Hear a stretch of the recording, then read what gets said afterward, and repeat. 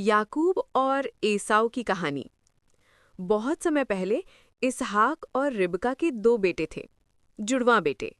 पहले पैदा हुआ एसाव और उसके बाद आया याकूब। एसाव बहुत ताकतवर था और शिकार करना उसे बहुत पसंद था। वो अपने पिताजी इसहाक का चहेता था। याकूब शांत स्वभाव का था और अक्सर घर पर ही रहता। वो अपनी माँ रिबका का चहेता था। जन्म सिद्ध अधिकार का सौदा। उस जमाने में जो पहला बेटा होता उसे सबसे बड़ा आशीर्वाद और अधिकार मिलता था। एक दिन एसाव शिकार करके बहुत थक कर आया और भूखा था। उसने याकूब से खाना मांगा। याकूब ने कहा, पहले अपना जन्मसिद्ध अधिकार मुझे बेच दो, तब मैं खाना दूंगा। भूख से बेहाल एसाव ने सोचा, अगर मैं भूख से मर जाऊं तो ये हक किस काम का? और उसने अपना हक याकूब को बेच दिया। पिताजी का आशीर्वाद।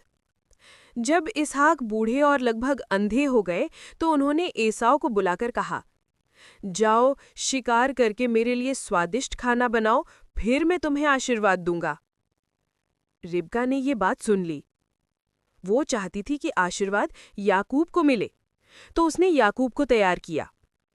उसने एसाव के कपड़े याकूब को पहनाए। उसके हाथ और गले पर बकरी की खाल बांध दी ताकि वो एसाव जैसा रोएदार लगे।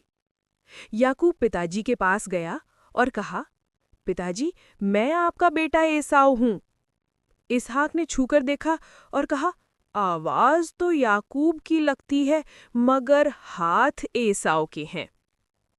इस तरह याकूब ने याकूब को आशीर्वाद दे दिया। एसाव का गुस्सा। जब एसाव वापस आया और सच्चाई जानी तो वो बहुत गुस्सा हुआ और याकूब को मार डालना चाहता था। डर के कारण याकूब अपने मामा लाबान के घर भाग गया। शिक्षा। इस कहानी से हमें ये शिक्षा मिलती है कि चालाकी और झूठ से मिलने वाला आशीर्वाद भी परेशानियां लाता है। परमेश्वर की योजना अलग होती है